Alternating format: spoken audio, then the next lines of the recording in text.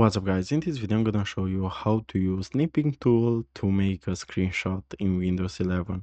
So to use Snipping Tool, all you have to do is to go to search bar and search Snipping Tool, like so. We're gonna click on it, and now to create a screenshot, what we want to do is to click on new.